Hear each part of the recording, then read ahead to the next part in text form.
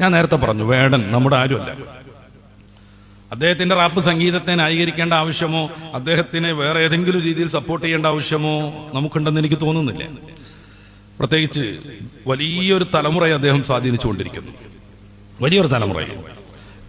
ഉച്ചയ്ക്ക് 2 മണി മുതൽ രാത്രി 10:30 വരെ 7000 ആളുകൾക്ക് മാത്രം അങ്ങനെ നിൽക്കാൻ പറ്റുന്ന ഗ്രൗണ്ടിൽ 10,000 ചില്ലാനം വിദ്യാർത്ഥികളും വിദ്യാർത്ഥിനികളും യുവാക്കളും തടിച്ചുകൂടുന്നു. എത്ര ടൈം എന്നാലോചിച്ച് നോക്കുങ്ങൾ.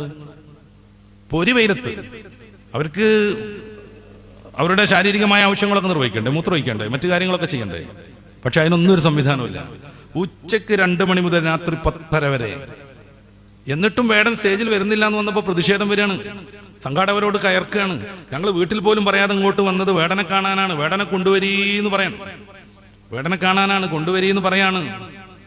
വേടനില്ലെങ്കിൽ ഇനി പരിപാടി നടത്തണ്ടെന്ന് പറഞ്ഞ് പ്രശ്നം ഉണ്ടാക്കുകയാണ്. 10,000-ലധികം യുവത്വം. പണ്ട് എലികളുടെ ശല്യം കൊണ്ട് രാജ്യത്തിന്റെ പകുതി നൽകാം, എലിശല്യം മാറ്റിയാലെന്ന് പറഞ്ഞ ഒരു രാജാവിന്റെ കഥ നമ്മുടെ ഇംഗ്ലീഷ് കഥകളൊക്കെ വായിക്കുമ്പോൾ കാണുന്നുണ്ട് അല്ലെ. അവന് സംഗീതജ്ഞൻ വന്നു, അദ്ദേഹം പാട്ടുപാടി, അദ്ദേഹത്തിന്റെ കുയലൂതി. അപ്പോ എലികളെല്ലാം അയാളുടെ പിന്നാലെ ഈ സംഗീതം ആസ്വദിച്ചുകൊണ്ട് പോയി. അയാളങ്ങനെ പുഴയിലിറങ്ങിപ്പോയി, എലികളൊക്കെ ചത്ത്. സംഗതി ശല്യം നീങ്ങിയപ്പോ രാജാവിന് ഈ രാഷ്ട്രം കൊടുക്കാൻ, പകുതി കൊടുക്കാൻ, പ്രഖ്യാപിച്ച സമ്മാനം കൊടുക്കാൻ ഒരു വിമിട്ടം വന്നു അല്ലെ. അയാൾ പിന്നെയും ഊതി. അപ്പൊ നാട്ടിലെ കുഞ്ഞുങ്ങളെല്ലാം അയാളെ തുടർന്നു. അയാൾ അങ്ങനെ പോയിട്ട് പുഴയിലോ കടലിറങ്ങിയിട്ടുണ്ടെങ്കിൽ മൊത്തം കുട്ടികളോട് പോയി പോകും. രാജാവ് പ്രതിസന്ധിയിലായി, പറഞ്ഞ സമ്മാനം കൊടുക്കേണ്ടി വന്നു. അതാണ് ആ കഥയുടെ ആകത്തുക. ഇவ்விധം കുഞ്ഞുങ്ങളെ മൊത്തം സ്വാധീനിച്ചൊരു മനുഷ്യൻ, വേടനാവട്ടെ വേടനല്ലാത്തയാളാവട്ടെ, ഇவ்விധം കുഞ്ഞുങ്ങളെ വല്ലാതെ ആകർഷിച്ച് അവര് എല്ലാവരും ഇவ்விധം കൈകാര്യം ചെയ്യുന്ന, മനസ്സിലാക്കുന്ന, ഉൾക്കൊള്ളുന്ന, ഇഷ്ടപ്പെടുന്ന ഒരാൾ അവരെ ഏത് രീതിയിലും വേണമെങ്കിൽ മാറ്റിമറിക്കും. അതുകൊണ്ടാണ് ഞാൻ പറയുന്നത്, വേടൻ നമ്മൾ ന്യായീകരിക്കേണ്ട ഒരു കാര്യമേ അല്ലെന്ന്. അത് ഞാൻ പ്രത്യേകം പറയാൻ കാരണം, ഉന്നതന്മാരാകുന്ന പലരും, മധുവിനെ പോലെയുള്ളവർ, ഈ വേടന്റെ പിന്നിൽ ഉള്ളവരെ കുറിച്ച് പ്രത്യേകം പഠിക്കണം എന്നൊക്കെ പറഞ്ഞ് മുസ്ലിം സൊസൈറ്റിയെ പ്രതിസ്ഥാനത്ത് നിർത്തുന്നുണ്ട്. അതിനാരും മെനക്കെടണ്ട, അത്തരം ദിവാസ്വപ്നങ്ങളൊന്നും ആരും കാണണ്ട. മുസ്ലിം സൊസൈറ്റിക്ക് വേടൻ എന്ന് പറഞ്ഞാൽ ഈ ഇന്ത്യയിലുള്ള ഏത് സംഗതിയെ പോലെ ഒരു സംഭവം മാത്രമേ ഉള്ളൂ. അല്ലാതെ പ്രത്യേകം സപ്പോർട്ട് ചെയ്യേണ്ടതോ അദ്ദേഹത്തെ പ്രോത്സാഹിപ്പിക്കേണ്ടതോ രംഗത്തിറക്കേണ്ടതോ ആയ കാര്യമേ അല്ല. ഇത്രയൊക്കെ ആമുഖമായി പറഞ്ഞുകൊണ്ട് തന്നെ ഒരു കാര്യം പറയാതെ വയ്യ. അദ്ദേഹം മുന്നോട്ട് വെക്കുന്ന ഒരു രാഷ്ട്രീയമുണ്ട്, പുതിയ കാലത്ത് ഏറ്റവും പ്രസക്തമാണ്. ഈ ജന്മിത്വ വ്യവസ്ഥയെ അദ്ദേഹം ശക്തമായി വിമർശിച്ചുകൊണ്ടിരിക്കുന്നു. നല്ല ആശയമുള്ള വരികൾ കൊണ്ട് ഈ ജാതി ജന്മിത്വ വ്യവസ്ഥയെ അദ്ദേഹം ചോദ്യം ചെയ്തുകൊണ്ടിരിക്കുന്നു. നിങ്ങൾ ഉന്നത കുലജാതന്മാരും നിങ്ങൾ വലിയ ഉന്നതന്മാരും അല്ലെന്നും അങ്ങനെയാണെങ്കിൽ ഒരു ചുക്കുമില്ല എന്നും അദ്ദേഹത്തിന്റെ ഭാഷ ഞാൻ പ്രയോഗിക്കുന്നില്ല, അദ്ദേഹം പാടുന്നു. ഇത് പലരെയും അലോസരപ്പെടുത്തിക്കൊണ്ടിരിക്കുന്നു.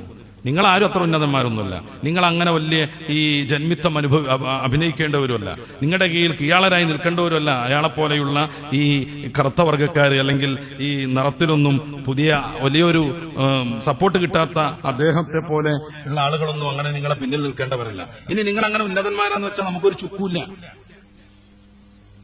ഇപ്രകാരം അദ്ദേഹം പല കാര്യങ്ങളെയും ചോദ്യം ചെയ്തുകൊണ്ടിരിക്കുന്നു. വേടൻ എന്നത് അദ്ദേഹം സ്വീകരിച്ച പിൽക്കാലത്ത് ഒരു പേരാണ്. കിരൺദാസ് മുരളി എന്നാണ് അയാളുടെ പേര്. തൃശ്ശൂരുകാരനാണ്. അയാളുടെ അമ്മ ശ്രീലങ്കക്കാരിയാണ്. അതൊക്കെ വെച്ച് തീവ്രവാദത്തിലേക്ക് കൊണ്ടുപോയി അയാളെ പൂട്ടാനുള്ള ശ്രമങ്ങൾ വ്യാപകമായി നടന്നു. ഇനിയും പറഞ്ഞുകൊണ്ടേയിരിക്കുമെന്ന് അദ്ദേഹം പറഞ്ഞു. നമ്മുടെ പുതിയ രാജ്യത്ത്, പുതിയ വ്യവസ്ഥയിൽ ജനാധിപത്യം എന്നൊക്കെ പറഞ്ഞാൽ അത് കേവലം ഒരു ഓമനപ്പേര് മാത്രമാണ്. ഭരണാധികാരികളെ വിമർശിക്കാൻ പറ്റൂല, ശക്തമായ കേസ് വരും. ചില ആളുകൾക്കൊക്കെ 4 കൊല്ലം 5 കൊല്ലം മുന്നേ വേടം പാടിയത് ഇപ്പോ അവരുദ്ദേശിക്കുന്ന ഏതോ ഒരാളെ കുറിച്ചാണെന്ന് പറഞ്ഞിട്ട് കേസ് കൊടുക്കാൻ തോന്നുകയാണ്. അവരുദ്ദേശിക്കുന്ന ഏതോ ഒരാളെ കുറിച്ചാണെന്ന്. ലോകാകെ ഉലകം ചുറ്റുന്നു, പൈസ ഒക്കെ കളയുന്നു, ഒരു ഉപകാരമില്ലാത്ത ഭരണാധികാരി എന്നൊക്കെ പറയുന്നത് അവർക്ക് ഇങ്ങനെ തോന്നുകയാണ്. അത് നമ്മളാളെ പറ്റി തന്നെ ആണല്ലോ. എന്നിട്ട് 4 വർഷം കഴിഞ്ഞിട്ട് ഇപ്പൊ അവർക്ക് കേസ് കൊടുക്കാൻ തോന്നുകയാണ്. ഇയാൾ ഏറ്റവും ശ്രദ്ധേയനാകുന്നത് അയാളുടെ 2020 വന്ന ഒരു ആൽബം ഉണ്ട്. അയാൾ തന്നെ രചിച്ച, അയാൾ തന്നെ പാടുന്നത്. വോയിസ് ഓഫ് ദി വോയിസ്ലെസ് എന്നാണ് അതിന്റെ പേര് പോലും. ശബ്ദമില്ലാത്തവരുടെ ശബ്ദമാണത്. അത് ശരിക്കും വേടൻ ഉയർത്തിക്കൊണ്ടിരിക്കുന്നു. അത് പലർക്കും അലോസരം സൃഷ്ടിക്കുന്നു. അതുകൊണ്ട് അറസ്റ്റ് ചെയ്യാൻ വേണ്ടിയിട്ട് നടപടിക്രമങ്ങളൊക്കെ വളരെ പെട്ടെന്ന് പൂർത്തിയാകുന്നു. പലരുടെയും ആനക്കൊമ്പും പലരുടെയും പുലിനഖവും പുലിപ്പല്ലുമൊക്കെ ഇതിന്റെ മുന്നേയും വാർത്ത വന്നിട്ടുണ്ടെങ്കിൽ അവിടെ വീട്ടിലേക്ക് ഒരു FIR ഇടാൻ പോലും ഒരു പോലീസുകാരനും പോയിട്ടില്ലെങ്കിൽ വേടന്റെ കഴുത്ത് തൂങ്ങിക്കിടക്കുന്ന വെള്ള സാധനം പുലിപ്പല്ലാണെന്ന് പറയുകയും തീരുമാനിക്കുകയും അറസ്റ്റ് ചെയ്യുകയും ചെയ്യുന്നു. വിവിധ വകുപ്പുകൾ വളരെ പെട്ടെന്ന് ജാഗരൂകരാകുന്നു. ഇത് സ്വാഭാവികമായി വിമർശിക്കപ്പെടേണ്ടതാണ്. ഇതെല്ലാം ജാതീയതയുടെ പേരിലാകുമ്പോൾ, വർണ്ണ വ്യത്യാസത്തിന്റെ പേരിലാകുമ്പോൾ ശരിക്കും വിമർശിക്കപ്പെടേണ്ടതുമാണ്. ഇന്ത്യ ജനാധിപത്യ രാജ്യമാണ്. എല്ലാവർക്കും നിലനിൽക്കാനുള്ള അധികാരമുണ്ട്. നമ്മുടെ ഭരണത്തെയും ഭരണകൂടത്തെയും നമ്മുടെ ഭരണ സംവിധാനങ്ങളെയും എല്ലാവരും ന്യായീകരിച്ചു കൊണ്ടിരിക്കണം എന്ന് ഇന്ത്യയിൽ നിയമമല്ല. അത് ഏത് ഭരണമാണെങ്കിലും. ഞാനൊരു പ്രത്യേക പാർട്ടിയെ ഉന്നം വെച്ചല്ല പറയണത്. ഇന്ത്യയിലുള്ള പ്രമുഖ പാർട്ടികളുണ്ട്, മാറി മാറി ഭരിച്ചു സങ്കല്പിക്കുക. അവരുടെ എല്ലാ തോന്നിവാസങ്ങളെയും ന്യായീകരിച്ചു കൊണ്ടിരിക്കണം ഇന്ത്യയിലെ ഓരോ മനുഷ്യനും എന്നത് ജനാധിപത്യ വിരുദ്ധമാണ്. അത് പണ്ടത്തെ നാട്ടുരാജ്യത്തിന്റെ നിയമമാണ്. പണ്ടത്തെ നാട്ടുരാജ്യത്തിൽ രാജാവ് എന്ത് പറഞ്ഞാലും അംഗീകരിക്കണമായിരുന്നു. നമുക്കറിയാമല്ലോ, രാജാവിനെ പറ്റിക്കാൻ വേണ്ടിയിട്ട് നഗ്നനാക്കി നടത്തിയ 2 നെയ്ത്തുകാരെ കുറിച്ച്. രാജാവിന് ഏറ്റവും നല്ല ഡ്രസ്സ് വേണം എന്നുള്ള വാശി വന്നപ്പോൾ അവർ കൊണ്ടുവന്ന ഡ്രസ്സ് സാങ്കല്പികമായിരുന്നു, സത്യത്തിലില്ലായിരുന്നു. പക്ഷെ അത് കാണണമെങ്കിലും അതിന്റെ മനോഹാരിത ആസ്വദിക്കണമെങ്കിലും നല്ല ബുദ്ധി വേണമെന്ന് അവർ ആദ്യമേ പറഞ്ഞു വെച്ചു. ആ കഥ നമ്മൾ വായിച്ചിട്ടുണ്ട്. ആദ്യമേ പറഞ്ഞു വെച്ചു. അപ്പോ ഇവരിങ്ങനെ കൊണ്ടുവരികയാണ്, പൊതിക്കാൻ അയക്കുകയാണ്. എന്നിട്ട് ഡ്രസ്സ് ഇങ്ങനെ എടുക്കുക. എന്ത് സൗന്ദര്യമില്ല, ഇതിട്ട രാജാവ് അടിപൊളിയാവുന്നൊക്കെ പറഞ്ഞിട്ട് അവർ പരസ്പരം സംസാരിച്ചുകൊണ്ടിരിക്കുകയാണ്. അങ്ങനെ രാജാവിനെ നഗ്നനാക്കുകയാണ് അവർ. എന്നിട്ട് ഈ ഡ്രസ്സ് അണിയിപ്പിച്ചുകൊണ്ടിരിക്കുകയാണ്. എന്നിട്ട് അവരിങ്ങനെ എന്തു ഷെയർ, വല്ലാത്തൊരു സൗന്ദര്യം. രാജാവിന് ഈ ഡ്രസ്സല്ലേ എന്നും വേണ്ടത്. സത്യത്തിലെ ആള് ഫുള്ള് നഗ്നനാണ്. ഇവര് ഡ്രസ്സ് ധരിപ്പിച്ചു എന്നുള്ളതൊക്കെ വെറുതെ അഭിനയിച്ചതാണ്. അവരുടെ അടുത്ത് ഡ്രസ്സേ ഇല്ലായിരുന്നു. രാജാവ് മനസ്സിലാക്കി, നല്ല സൗന്ദര്യം ഉണ്ടെന്ന് പറഞ്ഞില്ലെങ്കിൽ ഞാൻ പൊട്ടനാന്ന് വരും. മന്ത്രി മനസ്സിലാക്കി, രാജാവിന്റെ പുതിയ ഡ്രസ്സ് നല്ല ചേർച്ചുണ്ട് എന്ന് പറഞ്ഞില്ലെങ്കിൽ അയാളും പൊട്ടനാണ്. അങ്ങനെ ഓരോരുത്തരും രാജാവിന്റെ ഭാര്യ മനസ്സിലാക്കി, ഫുള്ള് നഗ്നനായി കാണുകയാണ് രാജാവിനെ പരസ്യമായിട്ട്. പക്ഷെ രാജാവിന്റെ ഭാര്യ മനസ്സിലാക്കി, ഞാനെങ്ങാനും അത് സൗന്ദര്യമല്ല എന്ന് പറഞ്ഞാൽ ഞാനൊരു മന്ദബുദ്ധിയെന്ന് മനസ്സിലാവും. അതുകൊണ്ട് നല്ല സൗന്ദര്യം എന്ന് പറഞ്ഞു. അങ്ങനെ രാജാവിനെ മുന്നിൽ നിർത്തിയിട്ട് നഗരപ്രദക്ഷിണം നടക്കുകയാണ്. അപ്പോഴാണ് ഇത്തരം അന്ധങ്ങളും ബോധങ്ങളും ഇത്തരം അഡ്ജസ്റ്റ്മെന്റ് ജീവിതങ്ങളും ഒട്ടും പരിചയമില്ലാത്ത 2 കുട്ടികൾ രാജാവ് നഗ്നനാണെന്ന് വിളിച്ചു പറയുന്നത്. അത് ഏതെങ്കിലും വേടൻ വിളിച്ചു പറഞ്ഞുകൊണ്ടിരിക്കണം.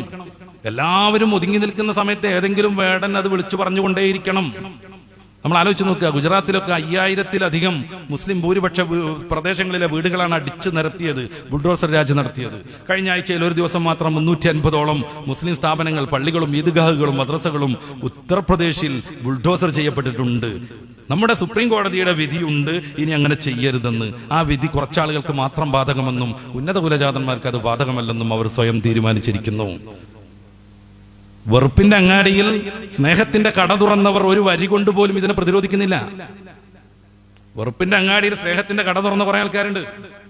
ഫേസ്ബുക്കിലെ ഒരു വരി കൊണ്ടുപോലും, അരവരി കൊണ്ടുപോലും ഇതിനവർ എതിർക്കുന്നില്ല. എല്ലാവരും ഇതൊക്കെ അനിവാര്യമാണെന്ന വിശ്വാസത്തിൽ അങ്ങനെ മുന്നോട്ട് പോകുന്നു. സഹിക്കാൻ ഒരു വിഭാഗം, ചെയ്തുകൊണ്ടിരിക്കാൻ എല്ലാവരും.